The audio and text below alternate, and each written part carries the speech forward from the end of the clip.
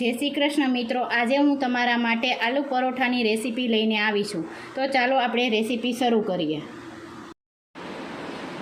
હવે આપણે આલુ પરોઠા બનાવવા માટે સૌપ્રથમ આપણે લોટ બાંધી લઈએ। તો લોટ બાંધી લેવા માટે મેં અહીંયા મોટા 2.5 વાટકા લીધો છે લોટ। હવે એમાં આપણે સ્વાદ અનુસાર મીઠું નાખીએ।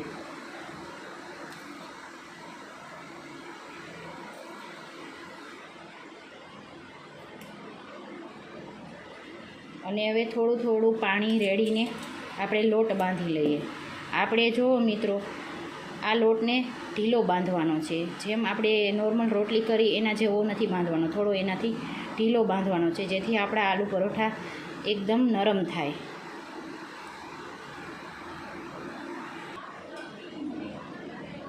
હવે આપણો જો લોટ આટલો ઢીલો રાખવાનો છે। હવે તેમાં આપણે 1 ચમચી તેલ નાખીશું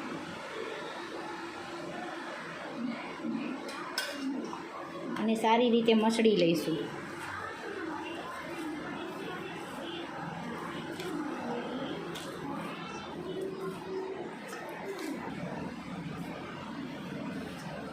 તો જો આપણો લોટ હવે તેલ દેવાઈ ગયું છે, તો હવે આપણે એને 10-15 મિનિટ માટે એમને છોડી દઈશું। તો હવે આપણે આલુ પરોઠા માટે મસાલો બનાવી લઈએ।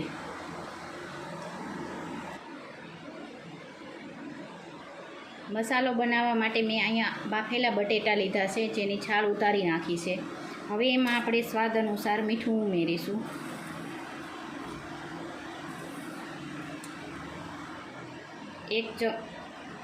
અડધી ચમચી હળદર ઉમેરીશું। 1 આખી ચમચી ધાણા જીરું ઉમેરીશું।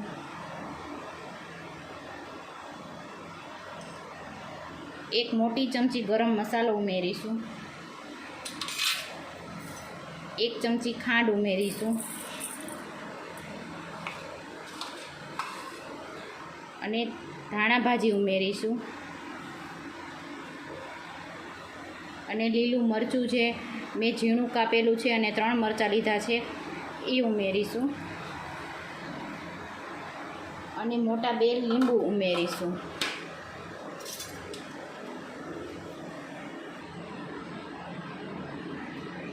હવે આપણે એને બટેટા છૂંદવાના લઈ એનેથી છૂંદી નાખીશું અને છૂંદો છે ને સાવ ઝીણો કરવાનો, જેથી આપણે વણીએ ત્યારે ફાટી ન જાય પરોઠું। આ રીતનો ઝીણો છૂંદો કરી લેવાનો છે। અને જો મિત્રો તમને આ રેસીપી પસંદ આવી હોય તો તમે ઘરે જરૂરથી ટ્રાય કરજો અને અમારી ચેનલને લાઈક કરજો, શેર કરજો અને સબસ્ક્રાઈબ કરજો।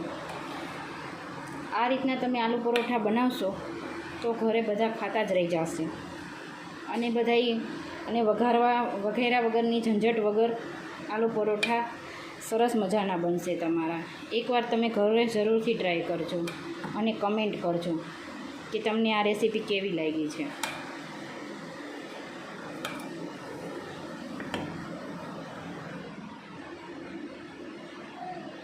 તો આપણો મસાલો હવે બિલકુલ તૈયાર છે। જો હવે આપણે પરોઠાને વણી લઈએ। હવે આ રીતના લુવા બનાવી લેવાના છે। હવે આને આપણે એક વેલણની મદદથી થોડુંક વણી લઈશું।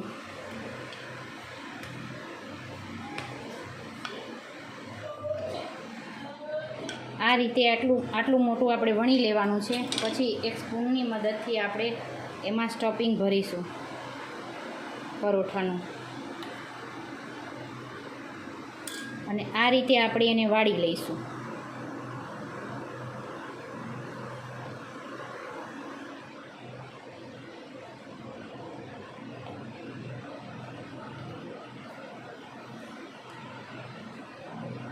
હવે તેમાં આપણે થોડો કોરો લોટ વેરીશું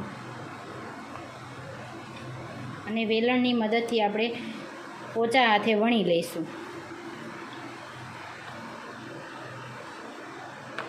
જુઓ મિત્રો, આપણે બટેટાને સાવ એટલે સાવ પીસી લેવાના છે, જેથી કરી આપણું પરોઠું ક્યાંયથી ફાટે નહીં। જો તમારા બટેટા જો બહુ છુંદાઈ ગયેલા નહીં હોય અને ગાંઠારિયા હશે તો પરોઠું ફાટી જશે। આ રીતે આપણે એને વણી લેવાનું છે. બહુ પતલું નથી કરવાનું, થોડું જાડું રાખીશું. આલુ પરોઠું જેમ જાડું થોડુંક હોય તેમ ખાવામાં મજા આવે છે.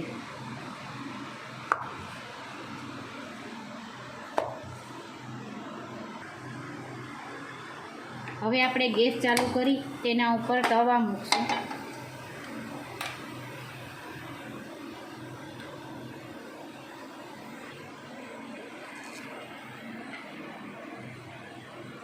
તો જો આપણું પરોઠું કેવું સરસ ગોળ અને ક્યાંયથી પણ ફાટ્યું નથી એવું થયું છે. તો હવે આપણે તેને શેકી લઈશું. શેકવા માટે સૌપ્રથમ એક બાજુ સારી રીતે શેકી લેવાનું, પછી જ આપણે તેલની મદદથી શેકવાનું, જેથી પરોઠું કાચું ન રહે. અને આ ટ્રેડિશનલ રીતથી પરોઠા બનાવેલા છે, તો આને જરૂર એકવારથી ટ્રાય કરજો. જો આપણું પરોઠું એક બાજુથી શેકાઈ ગયું છે, આટલું શેકાવા દેવાનું છે. હવે આપણે તેમાં તેલ રેડીશું. તમે જો તેલ પસંદ ન હોય તો તમે એને ઘીમાં પણ શેકી શકો છો, પણ મને અહીંયા તેલમાં પસંદ છે એટલે મેં તેલમાં કર્યું છે. હવે એને આપણે પલટી લઈશું. હવે આપણે બીજી બાજુ તેલથી ગ્રીસ કરી દઈશું.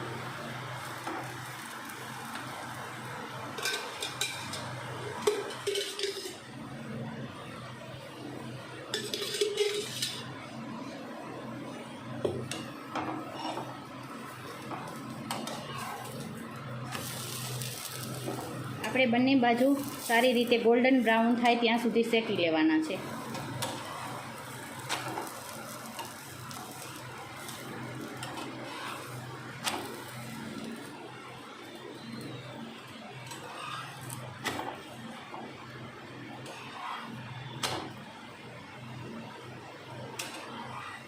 તો આપણું પરોઠું એકદમ તૈયાર છે. તો હવે આપણે તેને કાઢી લઈશું. હવે આપણે એને પીઝા કટરની મદદથી કાપી લઈશું આવી રીતે. જો પીઝા કટર ન હોય તો તમે છરીએથી પણ આવી રીતના કટ કરી શકો છો.